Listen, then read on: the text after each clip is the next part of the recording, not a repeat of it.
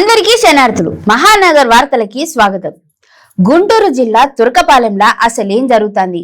వరుసగా మరణాలపైన ఈ మిస్టరీ ఎందుకు వీడతలేదు? తురకపాలెం మరణాల కేసులలో ఒక కీలక మలుపొచ్చింది. RMP doctor నిర్వాకమే కారణమట. ఇప్పుడు స్థానికంగా ఉన్న ఆర్ఎంపీ డాక్టర్ ని ఆయన చేసిన నిర్లక్ష్యం వల్లనే ఇంకా సానా పానాలు పోయినాయని చెప్పేసి అనుమానాలైతే బయటికి వచ్చినాయి. కలుషితమైన సెలైన్లు అంటే మొత్తం అన్ని కల్తీ సెలైన్లు పెట్టి బాగా డోసున్న మందులు ఇచ్చి జనాలను చంపిండు అని అయితే అధికారులు చెప్తున్నారు. మరి అది ఎంతవరకు నిజం అనేది ఇప్పటి వరకు బయటికి రాలేదు. అక్కడున్న ఆర్ఎంపీ క్లినిక్ ని అయితే సీజ్ చేసిళ్ళు. అక్కడున్న డాక్టర్ ని కూడా అదుపులోకి తీసుకొని ఇప్పుడు విచారణ చేపట్టిళ్ళు. ఇప్పుడు ఈ పరిస్థితిని సమీక్షించేందుకు ఢిల్లీ నుంచి ఒక జాతీయ దర్యాప్తు బృందాన్ని కూడా అధికారులు ప్రవేశపెట్టిళ్ళు. ఇప్పుడు వాళ్ళు తేల్చి చెప్తే గాని అక్కడ పరిస్థితి ఏంది అనేది ఇప్పుడు ఈ విషయాలన్నీ అసలు పూర్తిగా తెలుసుకునే ప్రయత్నం చేద్దాం మనం. గుంటూరు జిల్లా తురకపాలెంలో కలకలం రేపిన ఈ వరుస మరణాలు ఏవైతున్నాయో ఈ కేసులలో దర్యాప్తు ఇప్పుడు ఒక కీలక దశకు చేరుకున్నదని చెప్పుకోవాలి. ఈ విషాద ఘటనలన్నీ స్థానికంగా ఉండే ఆర్ఎంపీ డాక్టర్ నిర్లక్ష్యం కారణంగానే అయినాయంట. అక్కడ ఉన్న వైద్య ఆరోగ్య శాఖ అధికారులు బలంగా అనుమానిస్తున్నారు. అక్కడ మొత్తం అంతా కల్తీ సెలైన్లు వాడుడు, ఎక్కువ డోసున్న ఇంజక్షన్లు ఇచ్చుడు, ఇవే ప్రాణాంతకంగా మారి అక్కడున్న ప్రజల ప్రాణాలు తీసినాయి అని అంటున్నారు. ఆడున్న ఊరోళ్ళు కూడా జ్వరంతో బాధపడితే చక్కగా ఆ ఆర్ఎంపీ డాక్టర్ దగ్గరికే పోతారట. ఇది దర్యాప్తులో తేలింది.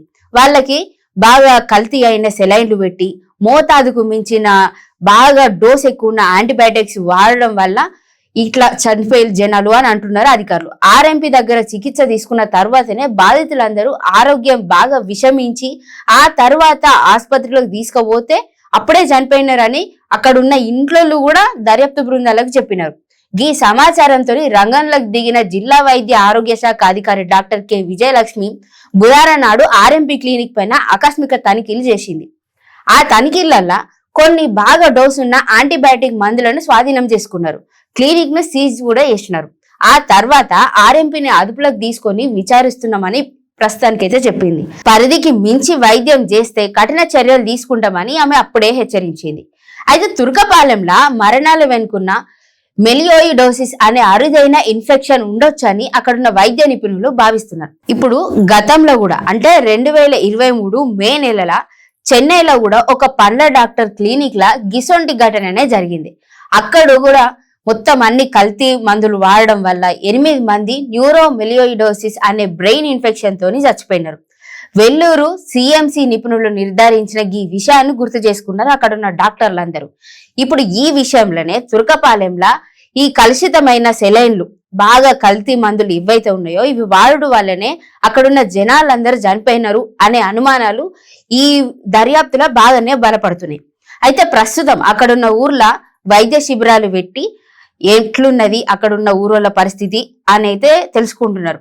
ప్రస్తుతం ఈ తీవ్రత ఏదైతే ఉన్నదో ఢిల్లీ నుంచి వచ్చిన జాతీయ వ్యాధి నియంత్రణ కేంద్ర బృందం అయితే ఉన్నారు కదా, వాళ్ళు మంగళవారం నుంచి ఇప్పటి వరకు కూడా మొత్తం అక్కడున్న ప్రజల పరిస్థితి ఎట్లున్నది అనేది తెలుసుకుంటున్నారు.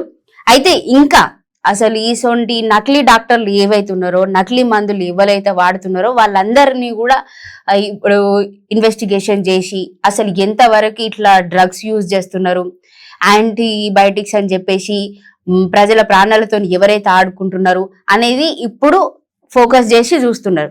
అయితే ఇప్పటి వరకు ప్రాణాలు కోల్పోయిన వాళ్ళు చాలా మంది ఉన్నారు. వాళ్ళందరికీ ఏం న్యాయం చేస్తారో అక్కడున్న గవర్నమెంట్ ఇంకా తెలుసుకోవాల్సిన పరిస్థితి అయితే ఉన్నది. ఇప్పుడు ఆ కల్తీ మందులు వాడడం వల్లనే ఆడున్న జనాలు చచ్చిపోయినారు అనేది ఒక క్లియర్ ఇన్ఫర్మేషన్ అయితే మన దాకా వచ్చింది. ఇప్పుడు మరి అక్కడున్న గవర్నమెంట్ ఆడ చచ్చిపోయిన వాళ్ళ కుటుంబాలకి ఎట్లాంటి న్యాయం చేస్తుంది, అసలు ఏం చేస్తే గీసొంటి డాక్టర్లు అందరూ కల్తీ మందులు వాడు ఆపుతారు అనేది ఏమనుకుంటున్నారో మీరు మాకు కామెంట్ చేసి చెప్పులి.